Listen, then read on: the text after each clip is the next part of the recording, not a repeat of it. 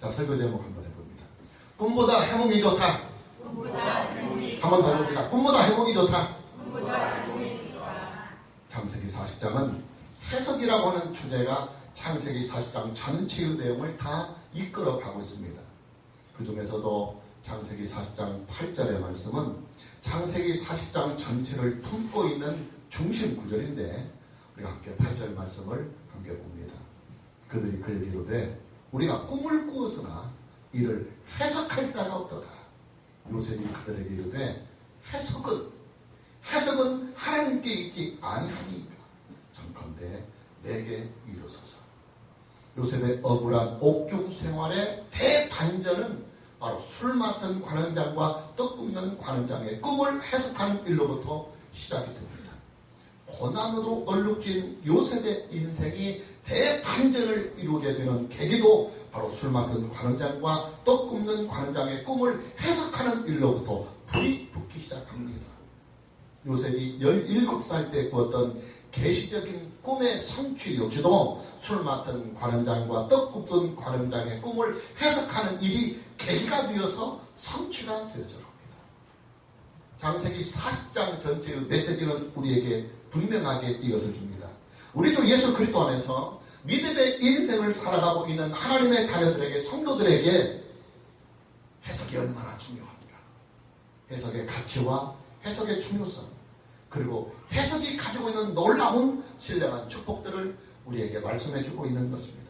오늘은 창세기 4장 전체의 내용을 본문으로 삼고 성경을 해석하고 역사를 해석하고 또 우리들 주변에 일어나는 모든 사건들과 일들과 문제들을 해석하는 이 해석의 일들이 얼마나 우리의 인생에 소중하고 중대한지를 함께 말씀을 통해서 나눠보려고 합니다.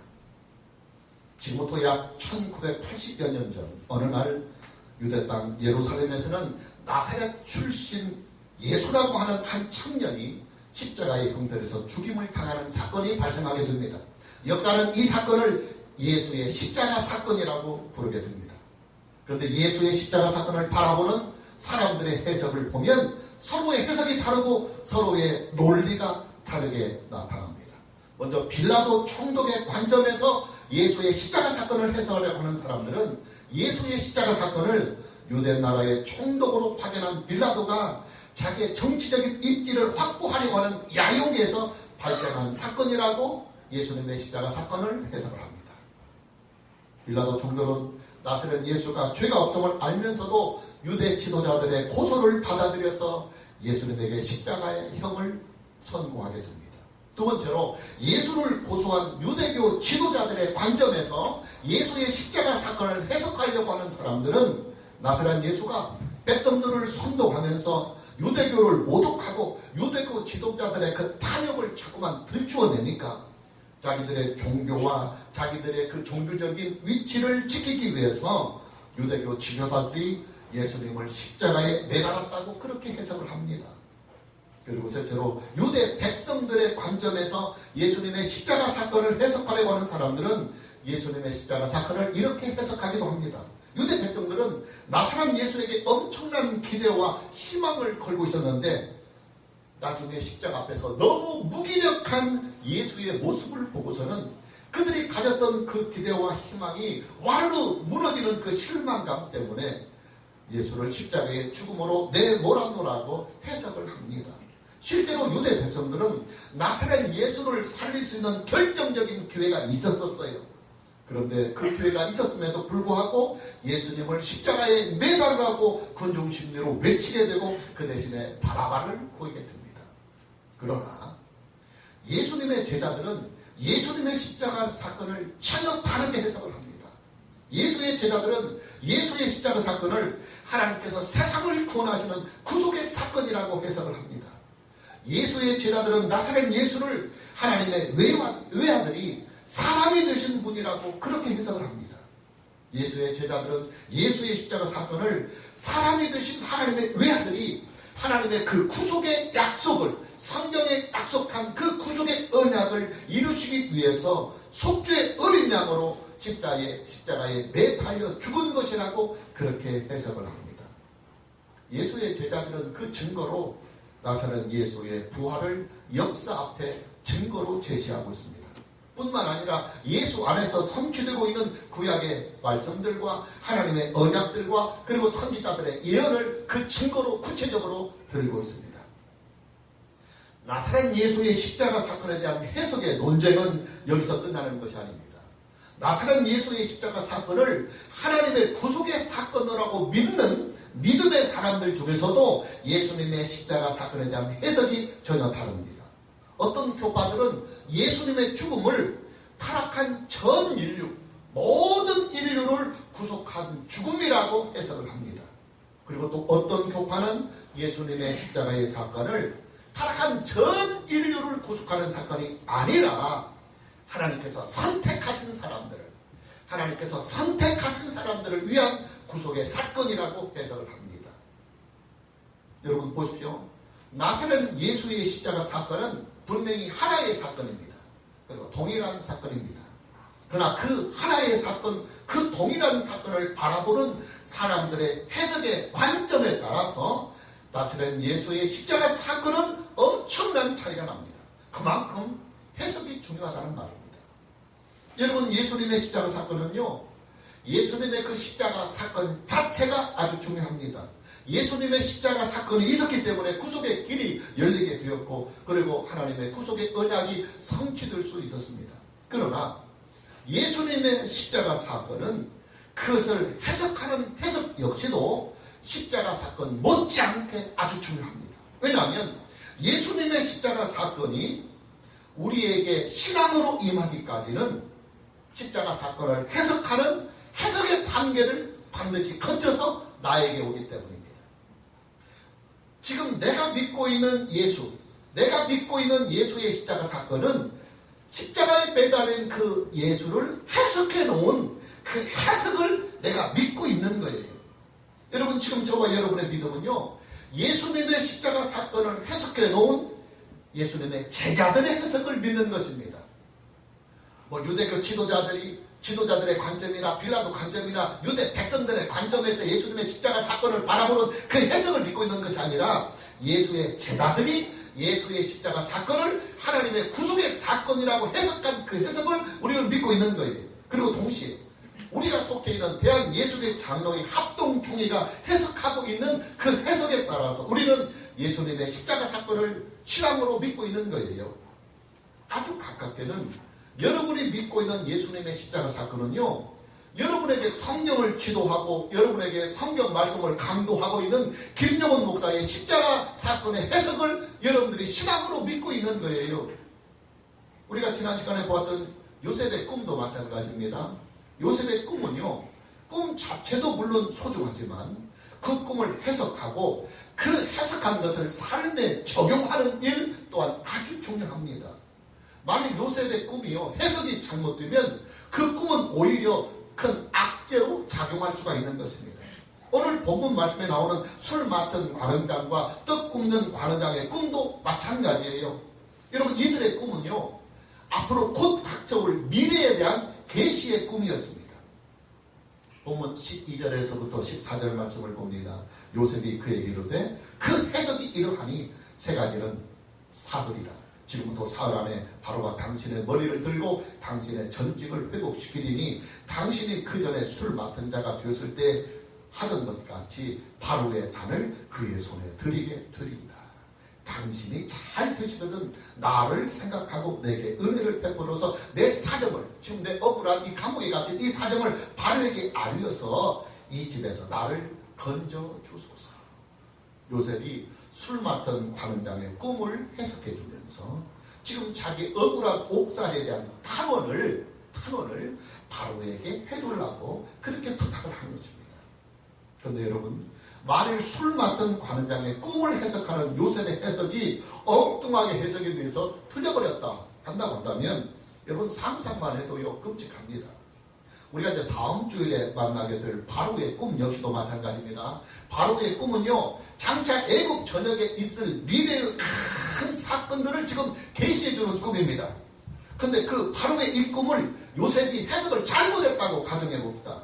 그러면 그 결과는요, 그야말로 요셉의 인생이 끝장나는 거예요. 요셉의 생명도 끝이 나고 요셉의 인생 자체가 끝장이 납니다. 그리고 요셉을 통하여 성취하시고자 하시는 하나님의 구속자의 원대한 계획도 그게 어긋나게 됩니다. 그만큼 해석이 중요하다 그 말이에요. 여러분, 요셉의 꿈이요, 오늘날 저와 여러분들에게는 성경이라고 했습니다. 성경. 요셉의 시대는 성경이 없었기 때문에 창세기조차도 없었습니다. 그렇기 때문에 하나님은 꿈으로 계시해 줄 수밖에 없었고, 지금 우리 시대는 하나님의 모든 계시가 성경을 기록해서 성경으로 우리에게 계시해 주기 때문에 구약시대에 있었던 이 꿈, 특히 요셉의 꿈은 오늘날 저와 여러분들에게는 신구약 성경 66권이라고 말씀을 드렸습니다. 여러분, 한국교회의 분열이 무엇 때문에 일어난 줄 압니까? 성경의 해석의 차이 때문에 한국교회가 이렇게 분열되었습니다. 일제의 강점기가 끝난 후에 신사참배 사건을 놓고 목사들끼리 서로 해석이 틀리는 바람에 고심파가 갈라져 나갔습니다. 그리고 유신 독재 때에 교회가 어떻게 그 유신 군사 독재 대처에 나갈 것인가 하는 그 해석을 놓고 목사들끼리 의견이 분분하게 되므로 기장직이 갈라졌습니다. 그리고 WCC, 교회 일치운동, 교회 연합운동을 놓고 목사들의 해석이 달라짐으로 큰 교파인 통합측이 갈라져 나갔습니다. 세계 교회 분열의 역사도 마찬가지입니다. 하나님의 구원이 하나님의 은혜에 있느냐, 아니면 나의 믿음에 있느냐, 하나님의 은혜가 먼저냐 나의 믿음이 먼저냐 하는 그 성경 해석의 차이 때문에 장로교와 감리교가 갈라졌어요. 그리스도께서 받으신 세례가 세례냐 침례냐 하는 그 해석의 논쟁 때문에 침례교가 등장합니다. 자, 예수님의 제자들에게 주신 사도권, 이 사도권은요, 예수님을 대신하는 것입니다. 엄청난 권세입니다.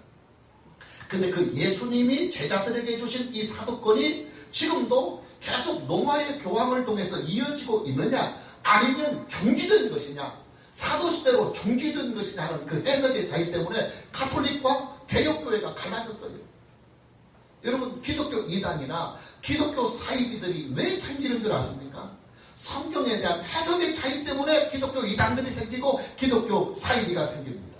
여러분, 이단들도요, 지금 저와 여러분이 쓰고 있는 신구약 성경 66권을 그대로 사용하고 있어요. 어떤 이단들은요, 찬송가까지도 동일합니다.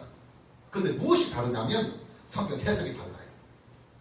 그만큼 성경 해석이 중요하다 그 말이에요.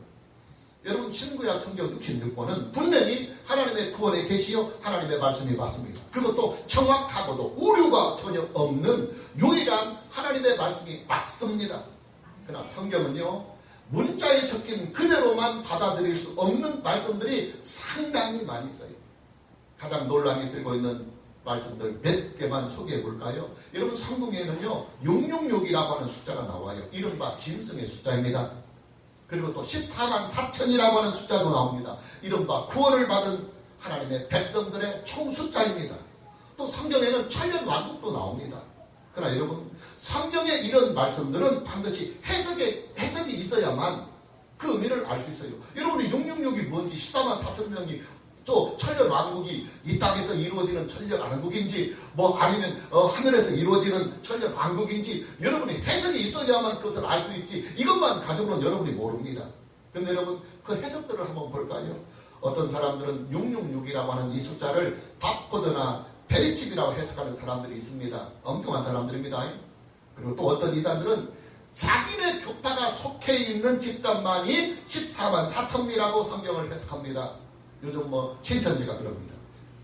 그리고 그 14만 4천 명 안에 들어가기 위해서는 우리가 이렇게 해야 된다, 이렇게 해야 되면서 별의별 것을 다 요구합니다. 성경은 분명히 하나입니다.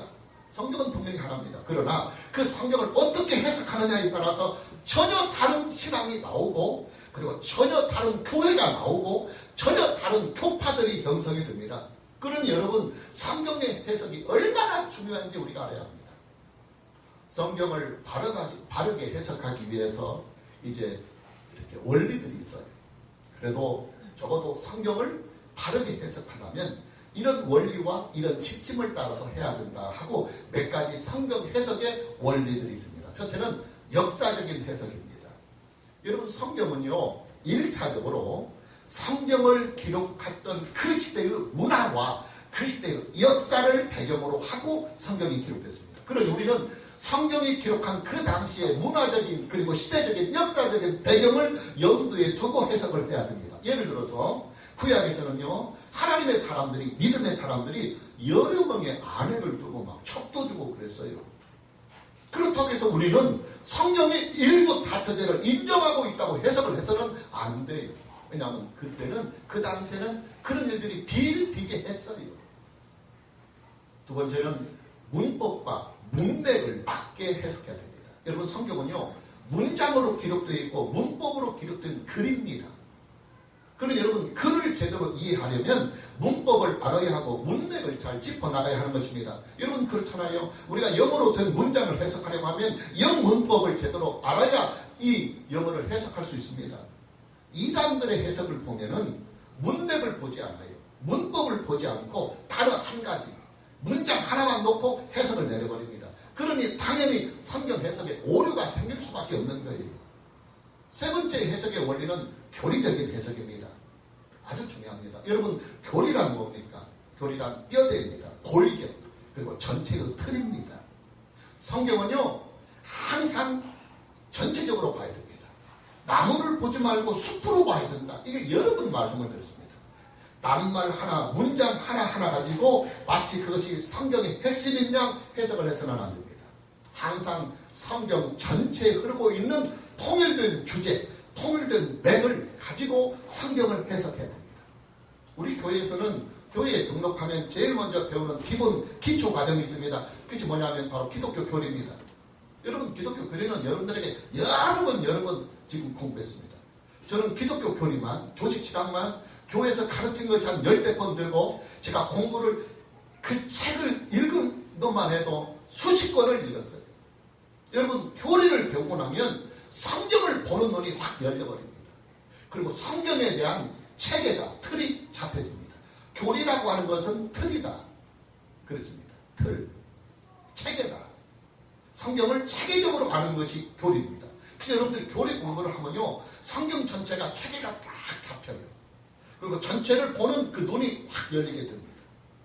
네 번째는 구속사적인 해석입니다. 여러분, 성경은요, 하나님의 구원의 계시예요. 물론 성경에는 일반 시민법도 있고 도덕법도 분명히 있지만 성경의 전체적인 주제와 전체적인 성경의 통일된 맥은 하나님의 구속사예요. 죄인을 구원하시는 하나님의 구속사가 성경의 주제입니다. 그러니 여러분, 우리는요, 성경을 해석할 때 항상 하나님의 구속사적인 관점에서 성경을 해야 돼요. 지금 제가 여러분들 창세기 강의를 어떻게 하냐면 구속사적인 강해 설교로 창세기를 강의합니다. 그리고 마지막 한 가지는 영적 해석입니다. 여러분, 성경은요, 성령의 영감으로 기록된 책입니다. 그러니 당연히 성경을 해석할 때는 성령을 의지하고 성령의 조명과 성령님의 지도를 받아야 합니다. 그러나 한 가지 중요한 것은 성경이 성령의 영감으로 기록이 되었다고 해서 오직 영으로만, 다른 것들은 다 무시하고 오직 영적으로만 성경을 해석하라고 들여갔다고는 큰 사건이 납니다. 큰 사고가 납니다. 대부분의 이단들이나 대부분의 기독교 사이비들이 전부 다 성경을 알레고리로 영어로만 해석하려고 나오는 그런 현상들입니다. 자, 이런 원리들이 완벽한 원리는 아니에요. 그러나 적어도 우리가 최선을 다하여 성경을 바르게 해석하려고 연구를 하고 또 몸부림을 치다 보니까 이런 해석의 지침서들이, 성경 해석의 원리들이 이렇게 나오는 거예요. 최선의 방책입니다. 오늘 저와 여러분 모두에게 먼저 성경을 바르게 해석하고 그 바르게 해석한 그 믿음으로 예수 그리스도를 바르게 믿는 은혜가 있기를 주님의 이름으로 축복합니다. 해석의 중요성은 비단 성경만이 아닙니다. 우리는 역사적인 사건들도 해석을 바르게 해야 됩니다. 그리고 무엇보다도 내게 일어나고 있는 사건들, 지금 내게 부딪히고 있는 문제들이 하나님께서 이 사건을 통하여, 이 일을 통하여 지금 내게 무엇을 말씀하고 계시는지, 하나님이 나를 향하신 그 뜻을 해석할 수 있는, 내 삶을 통하여 나타나는 하나님의 뜻을 해석할 수 있는 이 해석과 이 해석을 통한 여러분의 삶의 적용이 이게 돼야 됩니다. 여러분, 박정희 대통령은 우리나라의 영웅입니까? 아니면 우리나라의 군사 쿠데타와 군사 독재를 함께 불러온 독재자입니까? 제가 중고등학교를 다닐 때는 박정희 대통령은요, 그야말로 나라의 영웅이었어요. 그러나 지금은 어떻습니까? 우리나라의 최초의 군사 쿠데타를 일으키고 군사 독재를 실시한 독재자의 표본으로 해석이 됩니다. 해석이 달라요. 신라의 김유신 장군에 대한 해석도 다릅니다. 어떤 사학자들은 김유신 장군의 업적을 삼국을 통일한 업적으로 그를 평가합니다. 그러나 어떤 또 사학자들은 김유신에 대한 평가를 상당히 부정적으로 보고 있습니다. 우리나라의 역사를 통하여 김유신 장군은 자기 목적 달성을 위하여 우리나라의 맨 처음으로 외세의 사력을 끌어들인 최초의 사람으로 부정적인 해석을 하기도 합니다. 신라를 통일하게 하여 당나라를 그려줬잖아요. 그리고 그때부터 우리나라의 외세의 세력이 간섭을 하기 시작합니다. 여러분, 저와 여러분은요, 역사 속에서 존재하는 사람입니다. 그리고 역사 속에서 지금 우리는 살고 있습니다. 우리는요, 우리가 살고 있는 이 역사 안에서 하나님의 뜻을 세우고 하나님의 뜻을 섬기며 살아가는 사람들입니다.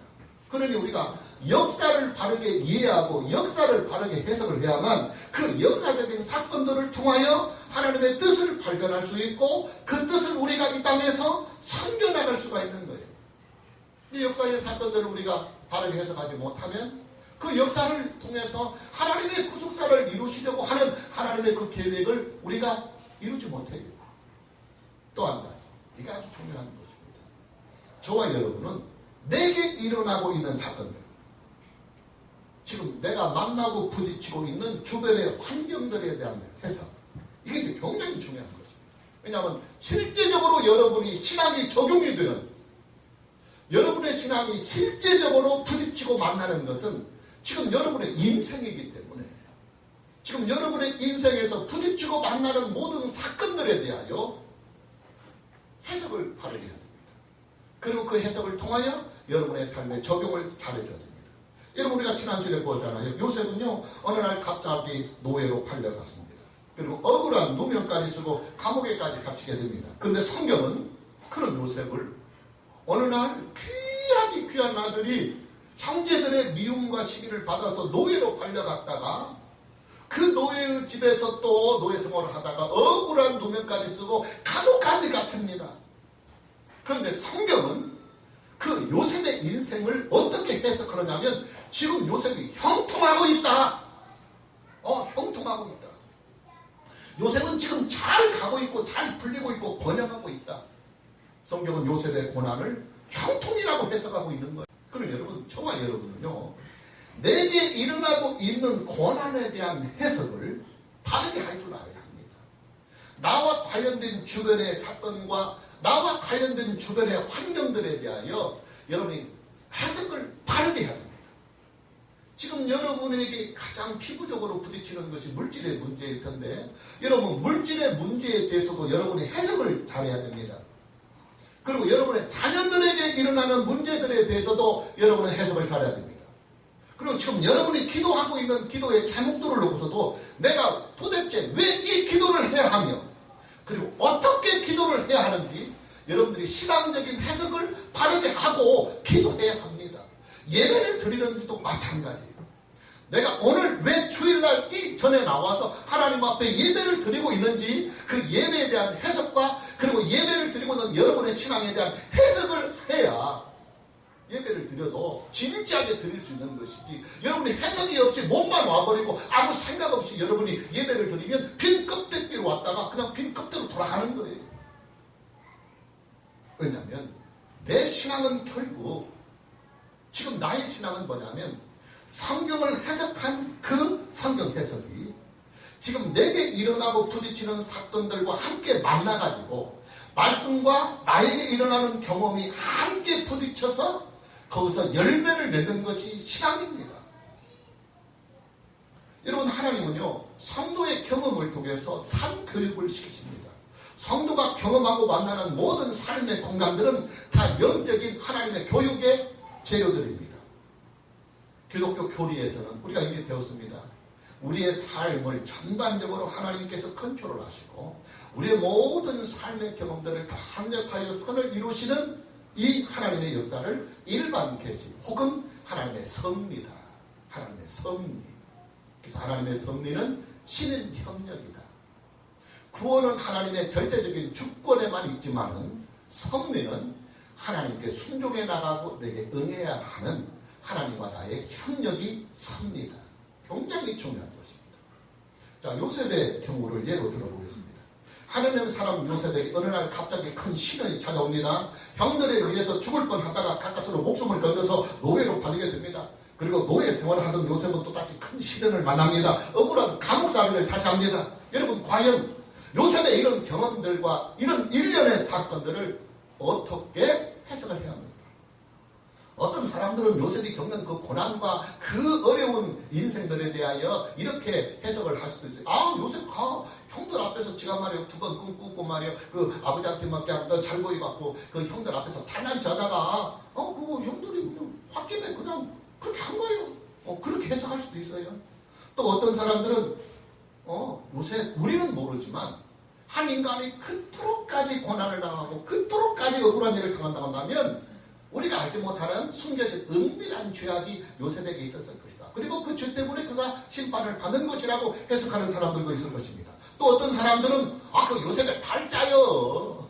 그렇게 또 해석하는 사람들도 있을 것입니다. 그러나 여러분, 이 모든 고난을 받고 있는 고난의 당사자인 요셉은 정작 자신의 인생에 대하여, 이 고난의 인생에 대하여 13년 동안이나 계속되는 반복되는 그 고난의 인생에 대하여 고난의 당사자였던 요셉은 어떻게 자기 인생을 해석했느냐? 우리가 참고 구절로 창세기 45장 5절 말씀을 봅니다. 당신들이 나를 이곳에 팔았다고 해서 근심하지 마소서, 한탄하지 마소서. 하나님이 생명을 구원하시려고 나를 당신들보다 먼저 보내셨나이다. 또 계속해서 참고 구절 창세기 45장 8절 말씀을 보면 그런즉 나를 이리로 보내니는 애굽으로 노예로 이렇게 보내는 당신들 형들이 아니라 하나님이시라. 하나님이 나를 바로에게 아버지로 삼으시고 그 온 집의 주로 삼으시며 애굽 온 땅의 통치자로 삼으셨나이다. 이 요셉은요, 자기에게 일어나고 있는 이 모든 고난의 사건들을 하나님의 뜻을 이루어가는 하나님의 뜻이 형통하게 이루어져가는 하나의 과정으로 해석을 하고 있는 거예요.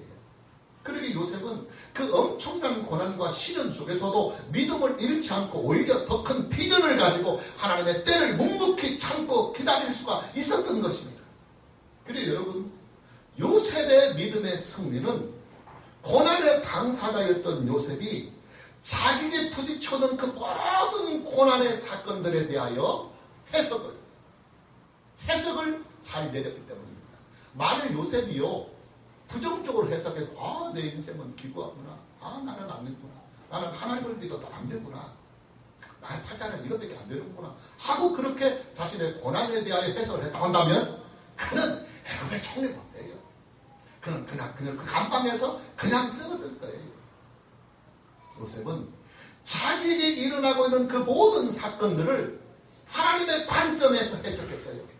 그리고 신앙의 관점으로 해석하면서 좀 전에 말씀드린 하나님의 섭리, 하나님의 일반 섭리는 구원의 역사는 하나님의 절대적인 주권에 의해서만 이루어지는 것이지만 일반적인 섭리는 우리가 살고 인생을 살아가는 그 모든 과정들의 일반 섭리는 신인협력, 하나님과 내가 서로 협력하여 이루어 나가는 것, 이것이 하나님의 섭리입니다. 기독교 교리에서, 개혁교의 기독교 교리에서 아주 중요합니다.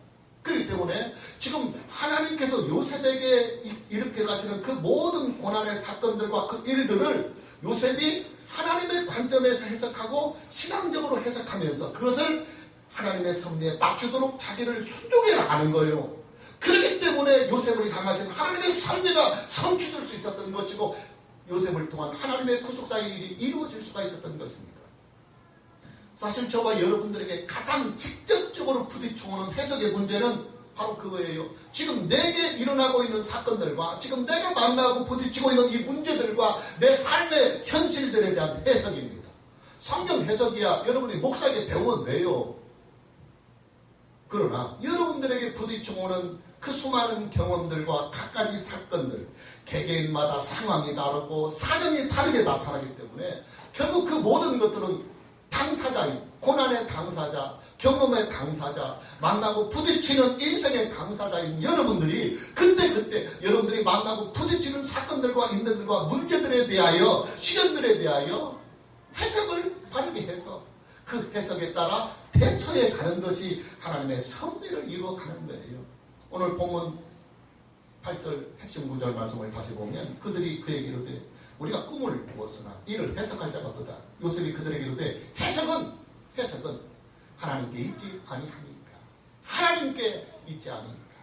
요셉은 꿈의 해석이 하나님께 있다고 말하고 있습니다. 왜냐하면 그 꿈을 주신 분이 바로 하나님이시기 때문입니다. 여러분, 우리가 경험하고 우리가 부딪히는 사건들도 마찬가지입니다. 저와 여러분들이 만나고 부딪히는 모든 경험들과 사건들은 다 하나님께서 주신 것입니다. 그리고 하나님의 섭리 속에서 일어나는 것입니다. 여러분, 이것을 부인하잖아요. 어떤 교단들은 이걸 부인합니다. 이걸 부인해버리면, 그리고 우연으로 돌려보면, 그게 우연이야. 그냥 인생을 살다 보면 이런 우연도 있고 저런 우연도 있지 하면서 여러분이 우연으로 돌려버린다면 하나님의 전지전능하심을, 그리고 하나님께서 여러분의 모든 역사와 생명과 인생을 보듬어 가지는 하나님의 그 주권을 부정하고 하나님께서 나의 인생을 섭리하신다고 하는 성경의 진리를 부정하는 꼴이 됩니다. 여러분, 인생은 우연 없습니다. 우리가 우연을 인정하면, 우연이라고 하는 것은 하나님 밖에서 일어나는 일을 우연이라고 하는 거예요.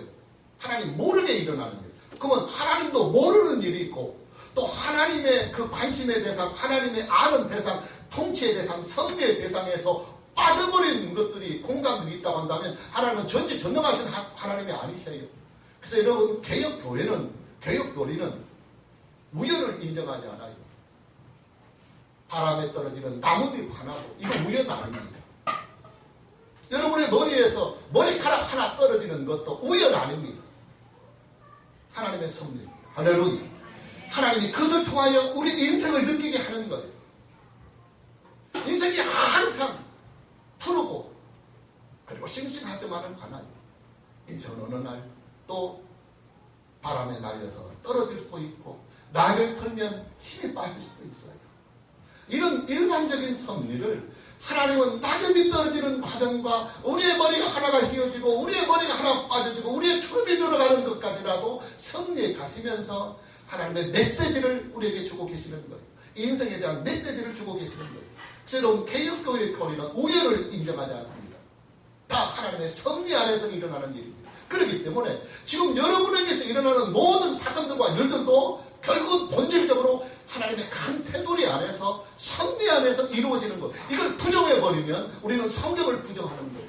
하나님의 전지전능하신 통치와 그 섭리를 부정하는 거예요. 그리고 만일 여러분의 인생에서 하나님이 여러분의 인생을 통달하고 있고 주권하고 있고 다스리고 있고 이끌어가고 있고 함께하고 있다는 사실을 여러분이 믿으면 분명히 거기에서 해석이 나와야 돼요.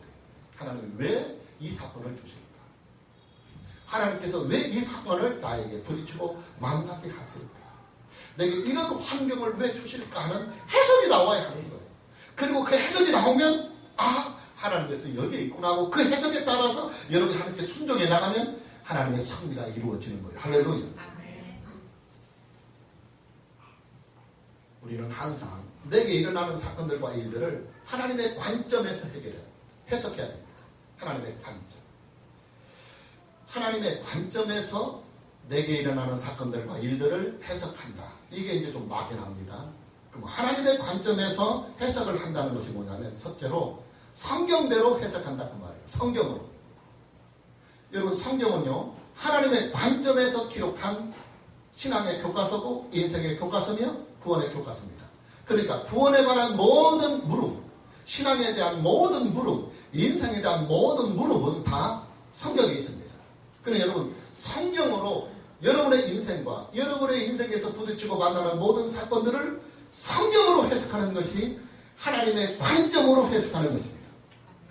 둘째로 하나님의 관점에서 해석한다는 말은 믿음으로, 신학으로 해석한다는 말이에요. 뭐 과학으로 해석하고 상식으로 해석하고 경험으로, 일반적인 경험으로 그런 상식적인 경험에 논리로 하는 것이 아니라 여러분에게 일어나고 있는 모든 사건들과 일들을 믿음으로 해석하는 것입니다. 여러분, 우리의 삶은요, 믿음의 삶입니다. 하나님께서 우리에게 주시는 경험들과 사건들은 대부분 다 우리에게 믿음을 주시고 믿음을 세우고 믿음을 견고하려고 주시는 신앙의 교육이에요. 그래서 우리가 만나고 부딪히는 모든 인생의 일들에 대하여 항상 믿음으로 봐야 합니다. 그리고 믿음으로 받아들여야 됩니다. 그리고 믿음으로 해석해야 됩니다. 그리고 믿음으로 풀어가야 합니다. 이것이 바로 하나님의 뜻을 이루어가는 하나님의 사람들의 인생인 것입니다. 이게 안 되면 여러분이 부딪히고 그 만나는 시간 속에서 하나님이 여러분들에게 메시지를 주시는데 여러분들이 그 메시지를 받지 못하고 그 메시지를 이해하지 못하면 시간적인 손실, 영적인 손실, 물질적인 손실, 인생의 손실들만 오는 거예요. 왜냐하면 그만큼 깨닫고 세워지기까지는 메시지를 모르니까, 해석이 안 되니까 많은 시간이 걸려져야 하는 거예요. 이 경험, 저 경험, 이 사건, 저 사건을 통하여 하나님이 메시지를 주시고 그것을 알기까지는 수많은 세월이 흘러야 하는 거예요. 그렇다면 여러분의 인생이 허비되고 낭비되는 거예요. 그래서 우리가 믿음으로 살고 하나님의 자녀로 인생을 살아가면서 우리가 가장 지혜롭고 축복되게 사는 것은 지금 하나님께서 나에게 어떤 메시지를 던지고 계시는가, 지금 내 인생의 상황에서 하나님이 주시는 메시지는 무엇인가, 이것을 여러분이 읽어야 돼요. 해석해야 돼요. 그리고 그것을 여러분들이 분명하게 읽었다고 한다면 순종하면 되는 거예요. 할렐루야. 그래야 하나님과 여러분 사이에 그 하나가됨을 통해서 하나님이 여러분을 통하여 성취하시고 이루고자 하시는 하나님의 섭리가 이루어지며 우리가 선하신 하나님, 능력의 하나님께 우리가 순종하며 살아가게 될 때 그 하나님은 우리에게 인생의 복을 주시는 거예요. 오늘 저와 여러분 모두에게 내게 일어나고 있는 모든 문제들과 사건들과 그 환경들에 대하여 하나님의 관점, 즉 성경의 관점과 신앙의 관점에서 해석을 잘하고 이것을 삶에 적용하는 은혜가 있기를 주님의 이름으로 축복합니다. 자, 마무리합니다. 저는 그림에 대해서는 무지합니다. 참 무지합니다. 아무리 좋은 그림 갖다 줘도 저는 해석 못합니다. 근데 그 그림에는 화가의 세계가 있다고 그래요. 그 그림을 그린 사람의 세계가. 그러나 저는 그것을 볼 수 있는 안목이 전혀 없습니다. 그러나 저는 노래의 세계는 좀 압니다. 저는 노래를 들으면 그 노래에서 그 노래를 부르는 가수의 마음을, 그 가수의 그 상황을 저는 어느 정도는 해야 볼 수 있습니다. 여러분, 우리가 그림을 보거나 노래를 들으면 무엇으로 가수나 그 화가의 세계를 찾아낼 수 있겠습니까? 해석입니다. 해석. 그림을 보는 나의 해석, 그리고 노래를 듣는 나의 해석. 여러분, 여러분이 하는 성경 해석, 여러분이 신구약 성경을 놓고 이 말씀은 이렇다 저렇다 하고 해석을 하는 그 해석이 여러분이 가지고 있는 성경관이에요. 여러분이 역사를 놓고 이 역사는 이렇다 저렇다 여러분이 역사의 사건을 놓고 해석하면 그것이 여러분의 역사관이에요. 여러분이 인생을 놓고 이 인생에 일어나는 이런 일들에 대하여 이것을 어떻다 저렇다 여러분이 해석하면 그것이 인생관이 되는 거예요. 그리고 여러분에게 일어나는 모든 사건들과 문제들과 현상들에 대하여 이것은 하나님께서 이것을 바라신다, 이렇게 하시는 것이다 하고 여러분이 그것을 신앙적으로 해석하는 것이 여러분의 신앙관이에요. 우리 인생이 건강하고 빠르게 살려면 성경관이 좋아야 되고 역사관이 좋아야 되고 인생관이 좋아야 되고 신앙관이 좋아야 됩니다. 그것이 다 어디서 나오냐면 여러분의 해석을 통해서. 해석. 그만큼 해석이 중요합니다. 오늘 저와 여러분들에게 성경을 해석하고 역사를 해석하고 또 여러분이 만나고 부딪히는 모든 사건들과 인생들을 성경과 신앙으로 해석하면서 하나님의 섭리를 함께 순응해가며 이루어가서 하나님은 여러분을 통하여 구속사를 이 땅에 더욱 충만하게 이루시고 여러분은 하나님께 쓰임받아서 살아온 날들보다 앞으로 살아갈 인생이 더 7배나 신령한 축복으로 세워지는 은혜가 있기를 주님의 이름으로 축복합니다. 할렐루야.